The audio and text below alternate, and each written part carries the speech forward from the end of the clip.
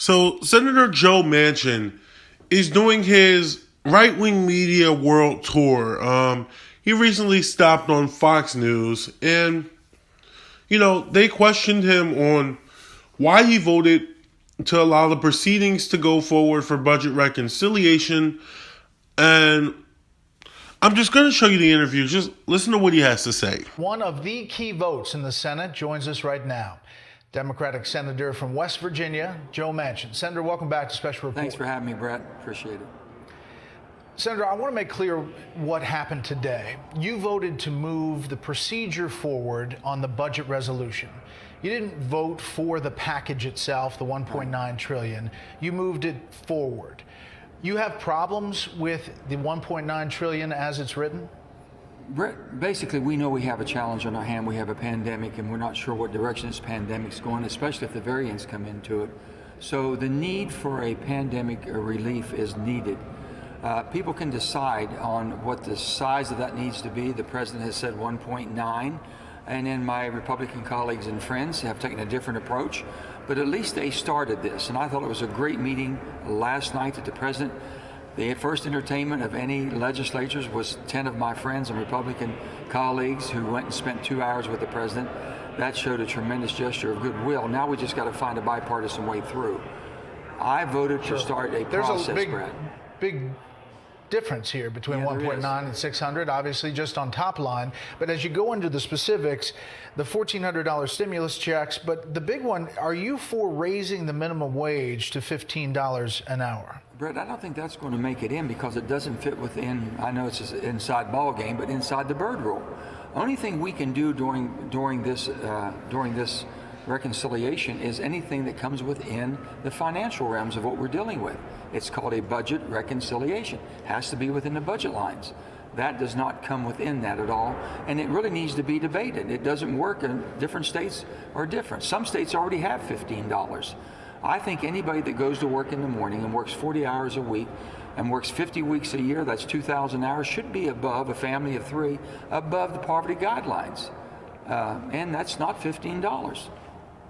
Yeah, let me put up the Biden coronavirus relief plan, and that's $1,400 stimulus checks, the $15 an hour, which you're saying is not going to fall into the rules as they're written. I don't think it does. And also $350 billion in state and local relief. You're for that? Well, we have to look at that. I think that's way high. From everything I've seen, that's extremely high. But with that, we want to make sure that the states that truly have been hit the hardest, have revenue shortages because of the type of economy they had, have some relief. We're very sympathetic towards that. And we worked together in the 900 billion 908 team that we put together with Democrats and Republicans and came up with a good compromise, but you had to meet metrics in order to do it. You had to show need. You had to show basically the coronavirus, how much it attacked your state, and basically how your economy lost in the population. So they're going to have to prove that they need it, but I don't think it'll be anywhere near that. So if they say we're pushing forward with reconciliation, which means not 60, 51 votes. True. Let's say they figure out a way to write it where it all fits under the rules. You're questioning that, but let's say they do. And they come to you and say, Joe, we need that vote. And it's $1.9 trillion. Are you voting for it? Brett, what I have told everybody, and I made it very clear from the President of the United States to all of my colleagues, we're going to make this work in a bipartisan way. My friends on the other side are going to have input, and we're going to do something that we agree on. I'm not going to do it just down the lines of just saying party line vote. It has to make sense. And if it's out of the realm that makes sense and what we've worked on together, we've built too much trust up among each other to allow this to fall apart. So they can count on me to make sure that we do everything to make this bipartisan. Oh my God. So, okay. Everyone knows that Joe Manchin, if you couldn't tell by watching this clip, which by the way, I think I'm going to link the full interview below because he has some interesting things to say about climate change. And by interesting, I mean his ideology makes me want to throw up in my mouth. But I digress. Obviously you can tell from watching the video, he's a Republican basically. He's a Democrat in name only. I always say about Joe Biden that Biden is, the only difference between Biden and Mitt Romney is that Biden loves the blacks and he doesn't hate the gays. And I say that a lot. And, Joe Manchin is like to the right of Joe Biden. Okay. So if you think Joe Biden's a moderate Republican, Joe Manchin we're talking really Republican. Like, he's Democrat literally in name only. Someone did a study. I cannot remember who did the study for the life of me. But of Joe Manchin's votes over the past 4 years, he carcassed with the Republicans and Trump and sided with them on issues 60% of the time, including for the Trump tax cuts, where 86% of the benefits went to the top 1%. So this is the type of guy that we are dealing with here, and the type of obstacle that we have to passing coronavirus relief and basically any other bill that the Democrats want to pass outside the military bill, because of course military budgets are always bipartisan. But that's another topic for another video. So let's break down some of the things that Manchin is saying here. He's saying that I voted for the proceedings to go forward, but that's not the same thing as voting for the bill. And we need this bill to pass in a bipartisan way. And my Republican friends, we need them to have an input and allow them to have an input and have a say. No, we don't. No, we don't. They don't need a say. They get no say. They're the minority. Sorry. And the reason why I'm saying this is when the Trump tax cuts got passed, did you hear any Democrats saying, oh, you know what, I'm all for tax cuts, but you need to let Democrats have a say? And the Republicans are like, yeah, sure, we'll let you have a say. No, they did not. They didn't let us have a say at all. They just passed the tax cuts. And they did it, by the way, through budget reconciliation, which is the same way that we're trying to now pass this coronavirus relief. So they're saying that this is a power grab or Democrats are being dictators by passing this. A lot of Republicans are saying this. That's ridiculous. I want to make that clear that this bill is the same type of bill as far as the process that was passed to do the Trump tax cuts in 2017, because they did not have 60 votes, so they passed it through budget reconciliation. We're trying to do the same thing to help people, and now it's a problem. But anyway, Joe Manchin, like we always say on this show, Biden he's like drunk off bipartisanship, and he thinks anything bipartisan for the sake of being bipartisan is good by nature that it's bipartisan. Joe Manchin is like the extreme of that. He's like, oh, we need to listen to Republicans. We need to do their ideals. They asked him about my favorite part of this interview, and by favorite, again, I mean makes me want to gag, is when they ask him about state funding. And he says, oh, we want to do state funding, but we want to do it based on need. And we need states to show that they've been hurt by coronavirus. And all states have been hurt by coronavirus. From New York to Wyoming to West Virginia to California to Pennsylvania, North Dakota, South Dakota, Texas, all the states have been financially hurt by this coronavirus pandemic. All the industries almost have been hurt. Entertainment industries has been slow. Restaurants have been slow. People are even people who are working their job from home are experiencing wage cuts in a lot of places. One of my friends just had to take a pay cut in order to keep his job. So in states all over the country are going bankrupt. The biggest states, New York and California, are facing financial problems. So you mean to tell me that you don't think that states need this money and that some states might need it, some might not? No, that's ridiculous. We don't have time. Look, this is my thing. We don't have time to dick around and, we can calculate the numbers. If you carry the 2 and add the 1 and add 25 and divide it by 6, then you can calculate that this state needs more aid, but this state doesn't need as much, so let's divide. We don't have time for that. Give the states the damn aid right now. Give them the aid. Give them to all of them. Every state is suffering. A lot of states are going bankrupt. West Virginia, your very own state, which is one of the poorest states in the country, might be on the verge of going bankrupt. And we're like, just let the states hang themselves? That's what he's saying, listen to Republicans. And we want to get the states aid. We just want to make sure no, that's not what the Republicans were saying. The Republicans were saying, let the states hang themselves. Let them go bankrupt. This was a suggestion by the so-called moderate Republicans. Now, to be fair, there are some Republicans who did want to fund the states. I don't want to make it like all the Republicans were against funding states, but this was a popular idea in the party to just maybe let the states go bankrupt. And by the way, it wasn't like this was Josh Hawley or Lindsey Graham or like a random Republican. This was Mitch McConnell, the Senate majority leader at the time, which now the Senate minority leader, I'm so glad he's minority now, was saying let the states go bankrupt. So the idea that we need to listen to the Republicans on state funding is nonsense. Now I didn't post the entire interview, but later on in the interview he talks about the filibuster, and they ask him, will you get rid of the filibuster? And he said, no, I don't think so, because, I'm going to preserve the legacy of the senator that was before me, and blah, blah, blah, whatever, the holy grail of the Senate and whatever. Basically, no, he's not going to get rid of the filibuster. Now, I've said on this channel there should be no filibuster because every vote should pass by a simple majority in principle. In principle. Like, there should not, and that includes if the Republicans get the majority in both houses and they pass a bill with 51 votes. I might not like the bill. I might not agree with the bill, but I still think that they should be allowed to pass bills with the 51 majority. And just like I think Democrats should do now. So, yeah, I think the filibuster needs to go as a matter of principle. But, I do understand people saying, oh, well, what if we're the minority?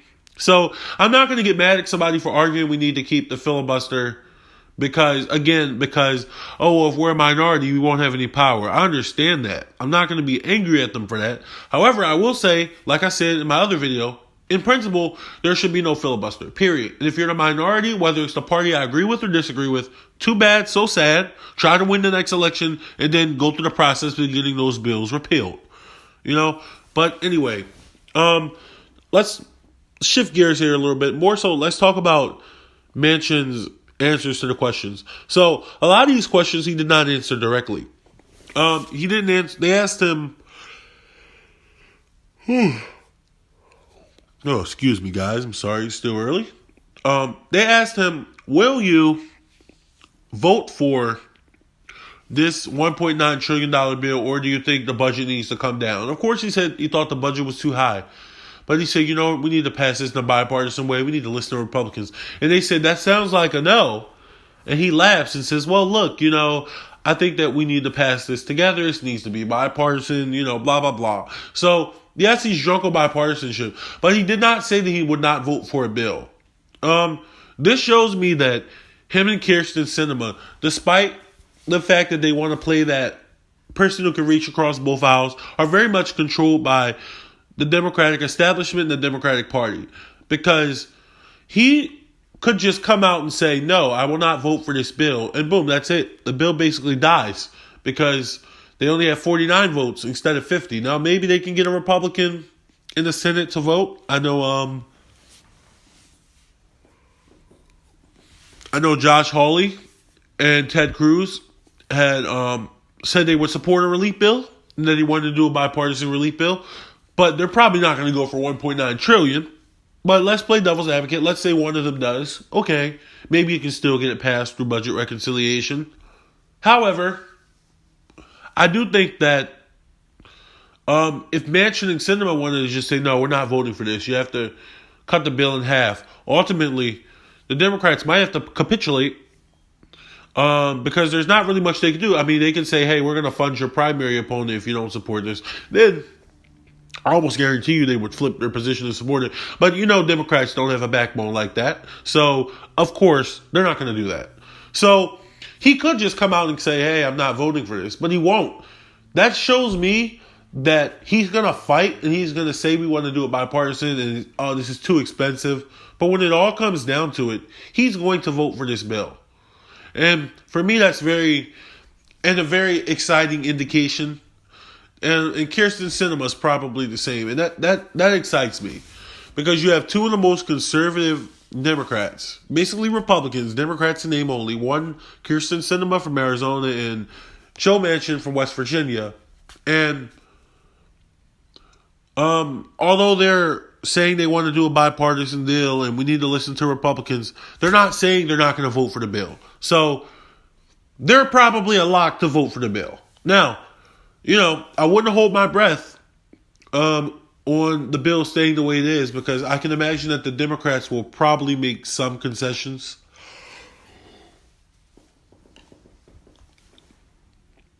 I can imagine they'll make some concessions. Like, for instance, Democrats have said that they might want to further mean test the $1,400 checks, which, by the way, Joe Biden and the Democrats lied. It was supposed to be $2,000. They said $1,400. Never forget.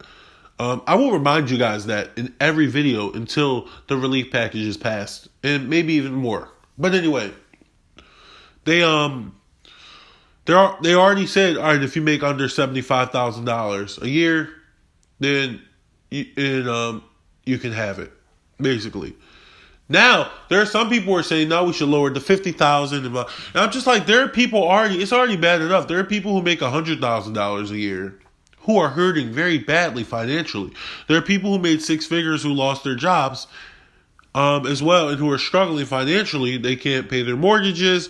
Friend of mine is a landlord, and he owns multiple properties, and he was even having trouble paying his, paying for his stuff. So, and then another friend of mine, who's also a landlord in New Jersey, he was also having similar problems as well. So, it doesn't really matter how much money you make necessarily. It matters a year. It matters more so, do you have income coming in or out? That's the thing. And how much income. Like, if you're only making $15,000 a year, even if you didn't take a loss during the pandemic, you're financially struggling. We want to stimulate the economy. That's why it's called a stimulus bill. We want to give people money so that they spend it and it stimulates the economy. And that money will trickle up to the big businesses in the donor class, which will pretty much give money to the people who allow people like Joe Manchin to stay in power. So, in theory, everyone should be supporting the stimulus checks, and they should give them to pretty much everyone who needs them. I don't think $75,000 or less a year is unreasonable, but the point is the bill is already means tested, and they want to means test it even more. And the Republicans went to the extreme. They said, we only want to give it to adults. We want to lower it to $50,000. And we don't want to give it to, I believe they didn't want to give it to dependents either. And somebody even suggested, hey, we should see if people have a job or not. Which, again, you know how long that would take? We don't have time for this. So, yeah, I think it's ridiculous.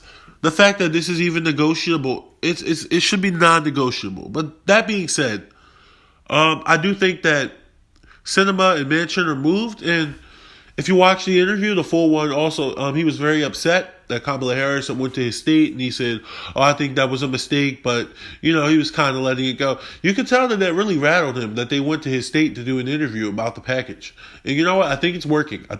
Guys. Manchin, he does seem to be, when you listen to his responses, he's not necessarily answering all these questions directly. He's saying the right things, the right rhetoric to appeal to Republicans, but he does appear to be sweating and appearing to be moving his position at the moment. So that's great. And I hope Joe Biden, Kamala Harris, the squad, and all the other, even the other establishment Democrats as well, I hope they all continue to put pressure on Manchin and Sinema to hold them so that we can pass this relief bill, get this money to Americans, get this money in Americans' pockets. And I think that pretty much covered everything. There was a piece where he said, the $15 minimum wage, you can't add that to this bill.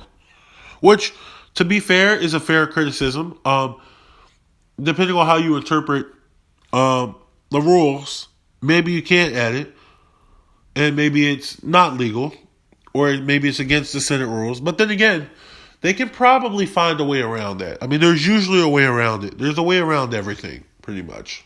And I can imagine that Nancy Pelosi and the others thought this through, and they have a way to get around that so they can pass $15 minimum wage. Now, the other possibility, which could be a very real possibility, maybe they're just putting that in there to put pressure on Republicans to try to get them to meet some of their other demands when they do negotiate, which honestly, I hope not. I hope not, because, man, this bipartisan stuff, it's not going to work, bro. It's not going to work. It's going to end up being Democrats capitulating to what Republicans want.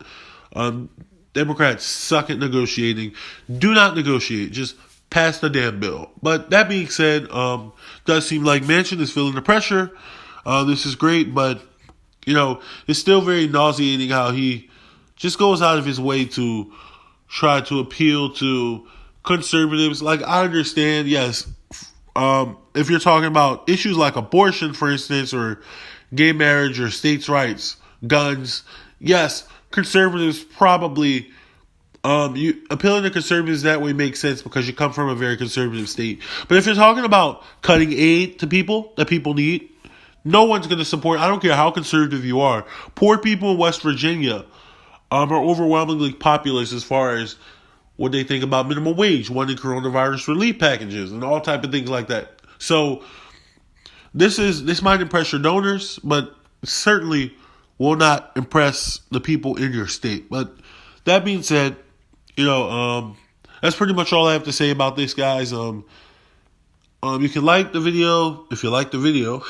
Subscribe, turn on my post notifications, and follow us on Instagram @The Citizen Movement.